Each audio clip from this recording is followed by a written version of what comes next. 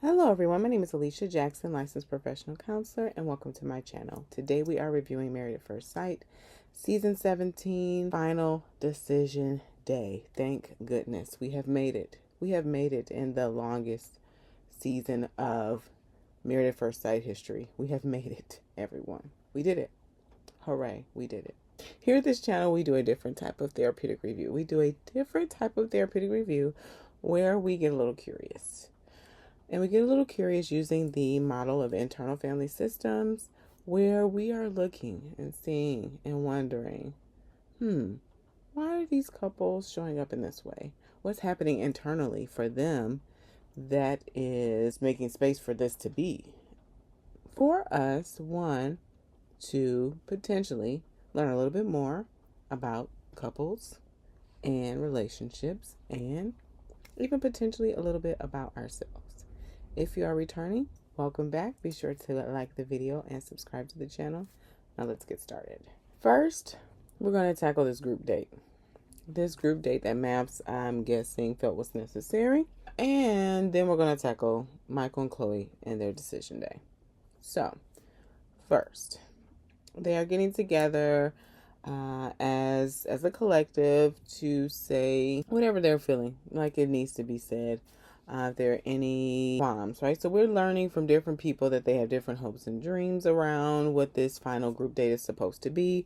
Becca and Austin, kind of before the group date, named that this was going to be hard and a challenge for them because they still have feelings. They still have feelings for each other. They're still working through their feelings. It's still fresh. And they've texted each other, but what does that mean versus actually seeing each other? Like seeing each other for the first time. What is this going to bring? What are these feelings going to come up? So, Lauren and Orion are present. Emily is there. Claire stated that she had to work. And Emily named like, seeing clients this late. I didn't know anybody would want to have therapy this late. So we don't know. There's a lot that's happening around what happened on camera and off camera. And so maybe Claire's just trying to avoid another clash of the last time they all got together. It makes sense why some people may not want to be a part of that again because of what happened the last time everyone was together. Brennan also could not make it as he had a softball game, and Emily had some big feelings around that. So all this is brewing, and they're also touching base with Chloe and Michael to see how they're doing. They both talk about how they're still in it together. They did have some kind of energy, which I don't know if they're concerned about being with the other couples and what might happen, but there was like some, it was almost like they were preparing for the breakup in that moment. That's what I felt. Don't know if that's what they were feeling or thinking, but I sensed like some just like a kind of like a holding breath and waiting for the inevitable to happen in the air. And again, it probably could have been because the whole group is getting together and who knows what was going to happen. But both Michael and Chloe talked about how they really appreciated having each other in this journey and through this journey, and how things have been going great so far, and they are holding to see how decision day is going to work out. And so through some of this, like temperature checking, as Chloe is checking in bases with Austin and Becca, and both of them talked about how it's been really challenging. Becca named that she really feels like the women came prepared, armed and ready for marriage, and for whatever reason, the commitment level wasn't matched with the men. And so this starts to, of course, like activate some stuff within the two men that braved the discomfort to be there, which is Austin and Orion. Austin's like, hey, I feel attacked. Like I felt like I was really ready, like I did the best I could in the relationship. And then Emily names that, yeah, you're right, you probably did, and at the same time there were other priorities and things got halted. And so there's a lot of we speak happening in this scenario where the women are kind of collectively speaking for themselves. I don't see that happening with the men per se. Like they're speaking for themselves and coming to their defense. I feel like maybe in a moment when Orion was coming to Emily when she said that she felt that Brennan was being calculated and how he responded to something, that maybe he was trying to jump to Brennan's defense because he spent some time with Brennan and listened to his side of things. Um, it makes sense to me. It makes sense to me why Emily has this part of her that is wondering, like, was this all calculated? Like, was this something that Brennan had in his mind all along? It makes sense. We don't know. We don't know. And sometimes what happens is when we're hurting, parts of us are taking a scan throughout our whole experience, and they're like, what did we miss? What could we have prevented? Let's take a full record of everything so we can know ahead of time next time, so we don't experience this hurt again. Also, if anything feels familiar, anything that the person did that feels like something that you've experienced in the past, well, then sometimes our brain generalizes things. Not saying that this is what Emily's doing, it just makes sense to me, right? I have like understanding that, oh, yeah, it makes sense to me, right? Why there's a part of her that's like, oh, this was calculated or premeditated. Definitely there were parts of Brennan that were actively protecting him throughout the entire process of like, we are not going to look a certain way, or we don't want to be perceived a certain way. And so it makes sense. It makes sense why all of this is here. Now, in all of this, everybody's speaking for their own experiences, and at the same time defending themselves, and at the same time too there's again a lot of we speak happening. And so it would have been nice to, at a moment, instead of having this at a bar, right, where couples can maybe just say what they're feeling or speak from their pain instead of for their pain. Because there's a difference, when we're speaking from our pain and it's just flowing out of us, it can come out in so many different ways, and we may not even really be hearing what we're saying in the moment. But if we speak for our pain, when we listen in and hear what the parts of us are that are hurting need, and we speak for it, like, man, a part of me really feels and wonders, like, was this calculated? Because I really tried. Like, I came into this trying, versus, yeah, Brendan was calculated, right? And so it's a different way of in positioning ourselves in relationship with the parts of us that are hurting, and speaking for them instead of speaking from them. And wouldn't it have been nice to maybe have some support from the experts to do that? Using this as a tool. If we're really wanting them to learn from their experiences here in maths, ooh, wouldn't it be helpful? Like, wouldn't it be helpful to have Dr. Pia have like a group where they do like, oh, what did you learn? What things need to be said to really help them gain clarity about what they're feeling and thinking, instead of just like having this like kind of clash on the rooftop somewhere, at a pizza party or in a bar. Like, this could be helpful and insightful. Also, too, which I feel like something we should name specifically for Emily, as during the after party, there was kind of like a little clash between her and Keisha, as Keisha was bringing up what was named about the situation with her kissing another guy while still married to Brennan. It seems like a part of her was almost trying to prevent that from coming out, and also too was trying to even like minimize her doing that because of what Brennan has done. And I get what's happening in that moment. Like, a part of her is trying to defend it, trying to maybe protect herself from being judged, or protect herself from taking full accountability of it. And at the same time, too, like, that both things happen. How Brennan treated her was real, and also her kissing this guy that had an impact on the marriage.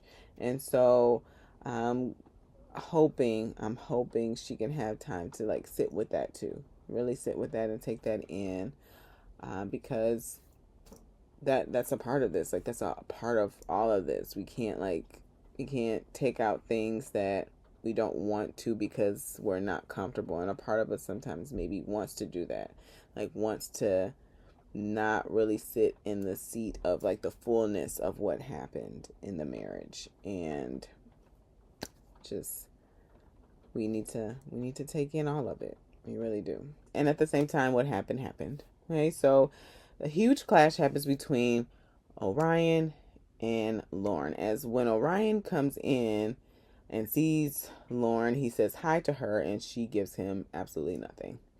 And so she kind of names that she is shut down. She is checked out because she says, like, I sent a text message. Orion said he wanted to respond, and then 9 days later he hasn't responded.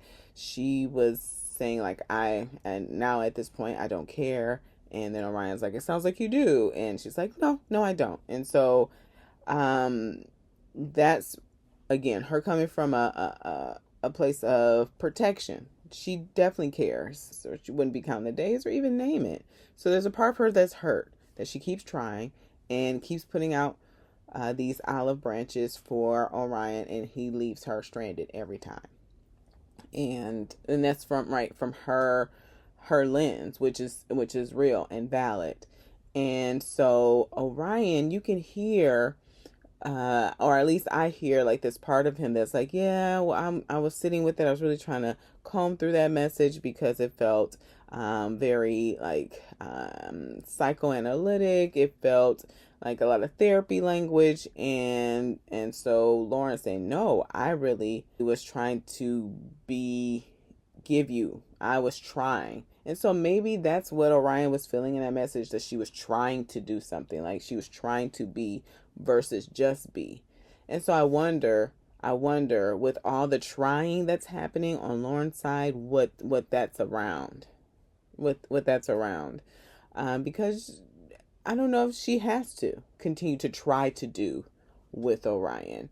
And sometimes when we're trying to do something, when we're trying to be affirming, when we're trying to be reassuring, when we're trying to be, it can land in a way that's not authentic or real at times. Not saying that Lauren was being inauthentic, but sometimes when we're trying to do, because it's really coming from a well-intentioned place, it cannot always land the best.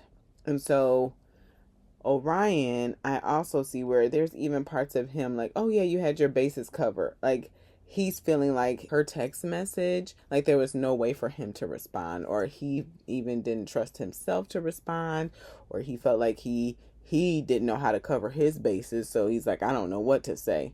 Like he almost feels like the skill level is not matched, and there's maybe a part of him that feels inferior when communicating with Lauren. After they had so much clash, because Lauren was saying, hey, I need you to hear me. I need you to hear me. Because he said, yeah, after day 2, I came to the decision that I knew that I wanted to end the marriage. And Lauren is like, oh, that doesn't make any sense. Because day 3 you did this, and day 4 you did this, and day 5 you did this. And she really spoke for her experience, like her full experience of Orion. And so he apologized. He apologized and said that he has learned that he has a tendency to generalize and overgeneralize his words, which means that he's not really speaking clearly about what he's feeling and thinking in the moment. And he realizes that's had a huge impact on their relationship, and he sees her value and he apologizes.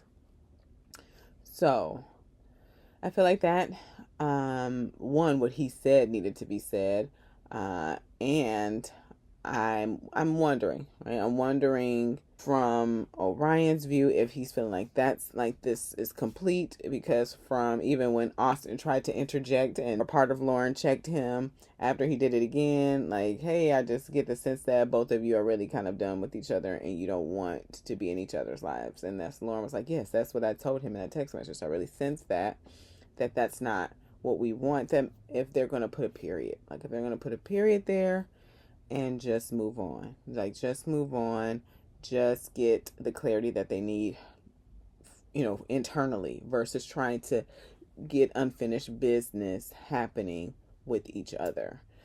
I get the sense that Orion, when he's trying to make things right with Lauren, that we named like last week, that he is trying to resolve some things internally, externally, instead of like, oh, you have guilt about how you were in that relationship, or oh, you have some parts of you that have some regrets about how you were in that marriage. Okay, how about you take care of that internally, and sit with that and be with those parts of you that have some strong feelings about that, versus trying to reach out to Lauren to fix it externally.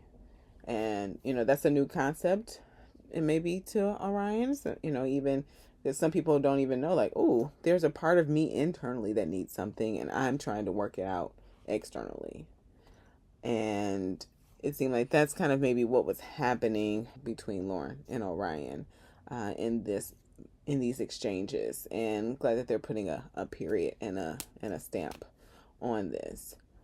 After the group date debacle, Becca has a therapy session with her therapist, as after seeing Austin, there's these feelings. She's like, he was cute. I saw him and I wanted to kiss him, and I was sad because I couldn't.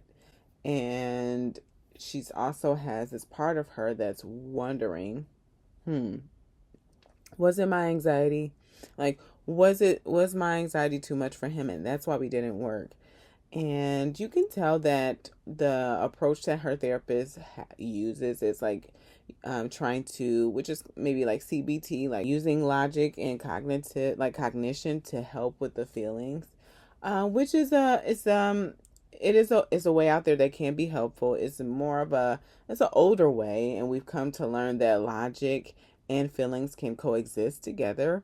And even though there's a part of her that logically knows that she's done her best, like that, her anxiety is a thing, but also there was a reason why her anxiety was showing up with Austin, and that there are some really big things that happen, like he wasn't truthful, a lot of the times through their marriage, and also the off camera versus on camera relationship, like all of that was creating this dynamic too, right? So she logically knows that, and at the same time she has this part of her that's like, was it our anxiety? If there's this part of her that really misses and cares for Austin, and really feels like, hey, if you just get rid of that anxiety, we could have made this work. Maybe there's a part of her that's upset about that, and having her attend to this part, and maybe even having some conversations where we like update this part to help this part know that, ooh, maybe our anxiety isn't the issue. And in the past, people have maybe made Becca feel that way because they didn't have space for her anxiety. And so now there's a part of her that feels like her anxiety is the problem because other people felt like it was overwhelming. But really, it's something for her to attend to, and realize that, my anxiety is saying a signal that I'm not safe. And it's not a flaw against me, or character flaw. It is just a part of who I am. And there's a part of her that could be saying, yes, Austin, yeah, he is cute. We do miss him. And it's okay. Like, it's okay to have those thoughts and feelings and miss him. Like, giving herself permission to miss him and still validate her experience of him. Really, attending to all of it, instead of saying, well, what did we say about your anxiety, and what was your real experience? Like, making space for all of that.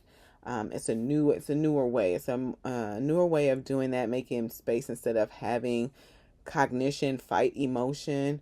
Like, let's make space for both of them to feel heard, both of them to feel validated, because there's a reason why we have these big feelings and we have these emotions. They're not just coming from a place of overreacting. Oftentimes they're coming from real life experiences, and from things and moments where we had messages and beliefs that we took in at the time of whatever happened. And so now we need to sit with them. We need to update them. We need to give compassion and a loving presence to them. So it's like, there needs to be more, right? More than just thoughts and feelings kind of warring out with each other.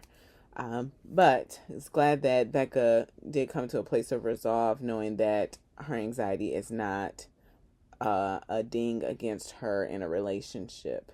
Because there are people who have thoughts out there around. There are even parts of us that maybe wonder, like, are my emotions too much for people to handle? And something for us to sit with, really something for us to sit with and get curious about and learn, because there's so much there. There can be so much there. One of Becca's things that she wanted to do for the women is have a boudoir photo shoot where they got to embrace parts of their body that they were insecure about or had some feelings, like, some not so positive things, and embrace them and taking time to celebrate them. They got together, they got makeup done, nice lingerie, and really got to celebrate their bodies and really bond in a beautiful way. So I'm really hoping that provided some healing, like some really big healing, because there's a lot, right? There's a lot there around all the things that they have experienced throughout this process. So I'm glad that the women got to have that bonding experience together. Last, we have the final discussion regarding Michael and Chloe. So Michael and Chloe are headed to decision day. It is fastly approaching, and Chloe's connecting with her friend and talking about the uncertainty she's feeling about her marriage. She says she's really not feeling ready for decision day, and her friend was kind of confused. He's like, I wasn't expecting that. Just a couple weeks ago, you guys were in a really great place. And he's wondering, like, ooh, is there anything that can happen that can, like, make you guys get back to that space? And she stated that she feels like he's scared. And, of course, that's making her have worries and concerns. And she has a part of her that can't imagine her life without Michael. And also has a part of her that wonders, like, well, is it meant to be? Is this meant to be? And Michael talks to his friend who's married and about his concerns. And his friend, it seems like, I don't know, maybe his friend, what I picked up, because he said, well, I'm wondering if you have any concerns about your expectations of yourself in this marriage. Like, do you feel like you're going to step up to the plate? Like, you have questions about that. It made me wonder if Michael's friend also had the same experience, or if he just knew this about Michael, and so that's why he named that. And Michael was talking about how, yes, like, he's having some concerns about the positive emotions and the negative emotions he's experiencing. And I will offer to Michael that negative emotions are something that maybe a part of him is naming emotions as negative, and I want to know more about that, because emotions are neither good nor bad, positive or negative. They just are.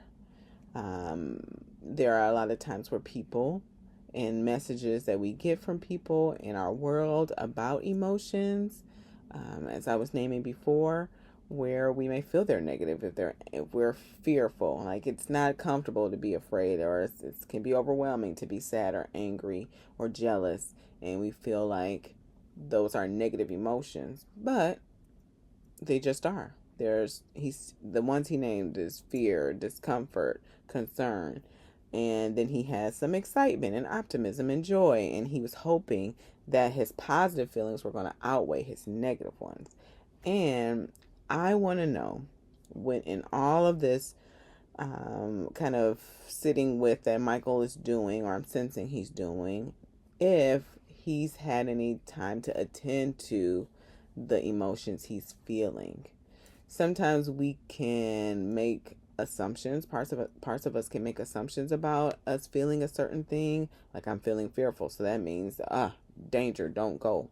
Versus, like, really listening into the parts of us that are carrying these emotions, and we're not really taught to really relate with the different parts of us that are carrying emotions, or relate with our feelings. Like, that's not something we're really taught to do. Sometimes we just get a feeling and we feel like, oh, danger, that's making me scared, so I should avoid it, which makes sense, right? Again, because fear is not something that's comfortable. Fear lets us know we're not safe. And so at the same time, we want to get context about what's here. because is it fear that, oh, the first marriage that I tried, she walked away and she left. And so now I have a fear of me really signing up for this, and really, because will she leave again? Like, once the cameras leave, will Chloe leave? I don't know. Or I'm scared because I don't know if I'm going to be able to continue to do and show up in this way and really do what it takes to be a husband, especially if she's wanting foster children, an animal sanctuary. Like, I can't do that. Instead of having conversations about it, what could be compromises? I didn't see a lot of talk in regards to their circumstances, and I don't know if they had talks off camera or not, if there are things that Michael didn't want us to know or Chloe didn't want us to know. Don't know that, but I sense that Michael's feelings that he's naming, one, there's definitely a part that's calling them negative, and so that's giving us some information that, he's not wanting to feel this. He's like wanting to draw back. And so, like, what would it be like to lean in to really hear? He did say that too, that he feels like he doesn't know if he's going to live up to the expectations. And he's saying he feels like he's supposed to feel a certain way. Like, this is not how I'm supposed to feel. And I wonder too about that, like, if there's a part of him that has an idea of like what it's supposed to feel like to be married or want to be in a marriage. Because getting married is scary. Like, getting married, committing to a person is scary, let alone someone that you've only known for 8 weeks or 6 weeks, how many ever weeks that their marriage has been. So it makes sense to me why a part of him is uncomfortable or has some discomfort or uncertainty or fear. And what do we do with that? What do we do with that? Like, just because it is there, does, like, what are the next steps? And I'm wondering, like, what steps Michael took, and how he relates with his emotions. That's what I'm wondering, since there's such a huge barometer, because he said that's his compass, his feelings, really letting them guide the way. So Chloe rented a space for them to reconnect romantically before decision day. And Michael stated that he's noticing that he has to get a different level of comfort with discomfort, like being uncomfortable or uncertain. Like, he's got to build up that muscle. And so that's helping me to understand a little bit, like, when it comes to ambiguity, maybe there's some discomfort that Michael has around that. He does say that he has really celebrated his independence, and he didn't understand how much sacrificing of his independence would be needed in a marriage. And so I'm wondering about that. Like, I'm wondering if it was Chloe's goals of having foster children in her animal sanctuary that, like, deterred Michael away. Chloe said that she feels like they really, really, really, really, like, she had a lot of reallys, are great together. It's almost like a part of her is trying to convince herself and even him. And she says that no matter what, she's just grateful that she had this experience with him, because it's making her realize how much she wants to have somebody with her, like how much she wants to spend her life with another person. And so they are in their shared apartment after this experience, kind of saying their goodbyes before they take their moments for decision day. And the experts are like, they're like, okay, we never done this before, 2 decision days in one season. And at the same time, they're glad that Michael got a second chance. They talked about how they're kind of concerned about the tide that happened, like so much great movement, and then this huge shift as Michael named, like, after being left at the altar and asked to say, hey, do you want to do this the second time? He said, yeah. Like, not happening the first time makes me know how much really, really more ready I am to be married. And so the fact that he has now concerns about himself being ready for marriage, they're like, how is this possible? And it can really be, like, we don't know which parts. Like, it could be the part of Michael that was looking for redemption, that wanted to be married again. And now the reality of it, he's like, now I don't know if I can do this. And we don't know like which part of him was saying that. And we have these different parts of us that feel different things at different times. And sometimes it is a lot. It's a lot to navigate. And so for the experts, they're like, how can both things be true? And the reality is they are both true. And we're here, right? We're here. And so Michael named, actually, Michael and Chloe both named how the biggest thing that they were concerned about was them moving in together. And it was so super easy. It was super easy. Chloe named having all her anxiety attacks around it. Michael talked about his concerns, and boom. And at the same time, both of them have these different goals and dreams, and the differences and how there's concerns around that. Also, Dr. Pepper kind of leaned in a little bit on that, and she wondered about them talking about and asking about their hopes and dreams and how that impacted their relationship. And Chloe said, yeah, I'm talking about what I dreamed about as a me, and now it's we, and we can do something different, and we can see what we looks like. And Michael named a couple things. He stated that he feels like they have so many strengths. They both communicate so well, and they both are so in tune with their feelings. And he's like feels honored to have connected with somebody who's just a better person than he is. And Chloe says she feels really seen and heard and understood by Michael, and so she's just grateful for that. Like, she's even grateful for that. And so this is making the experts, I'm imagining, like kind of frustrated, because they're like, well, tell me, right? Are you hearing what you're saying? And so as Michael's talking about how he uses his emotions as a compass and like a driving compass, Dr. Pia, she's like, okay, well, since you do that, can I challenge you for a moment?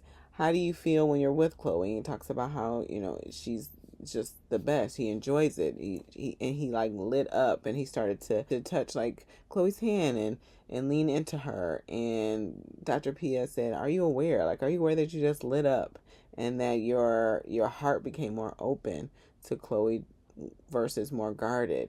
And Michael's like, yeah, I wasn't aware that I was doing that. I wasn't. And then Pastor Cal kind of even too, like, questioned Michael about this overanalyzing, overthinking. And Michael said, yeah, I do that. I do that. And at the same time, there's these concerns. So they said, okay, well, here we are. It's decision day. What are we going to do? It's here. Make your decision. Chloe, in the moment, she changes her mind and she says yes, she wants to stay married. She wants to she wants to continue. And Michael made a decision to end the marriage. And Pastor Cal's face, I think probably really painted a picture for how a lot of people felt during this episode, and after Michael making this decision. As I don't know what's happening for Michael. I feel like there are things that he's not naming, because Michael is a pretty reserved person. He has parts of him that like filter his words. So I don't know what he's feeling or thinking, and so it's hard to like genuinely feeling and thinking. He could really think Chloe is the best thing since I sliced bread, and also have concerns about some things about her, or concerns about their relationship. I did hear that he's more concerned about his capacity and his feelings and his emotional state to really be in the marriage full heartedly. And so I'm hearing that and leaning into that, and him making the best decision for him. And also, I wonder what else is there and what else isn't being said. It's unfortunate. It really is. As 0 couples remained married after decision day. 0. It is the first time in Married at First Sight history. So I'm hoping that they do something different. Will they? Time will tell. But I'm hoping definitely the best. And it's a shame. It's a shame. You let me know your thoughts about how this season ended as we are going towards the reunion. So much is happening. That reunion looks just a god awful mess. There's so much that's like being uncovered and not being spoken for, and all of that coming out, and it's so confusing as viewers to know what to take in and what not to take in. But we made it. We made it through the season. We made it, you all. And if you are still with us, be sure to like the video, subscribe to the channel, and as always, be cool, be kind, be centered.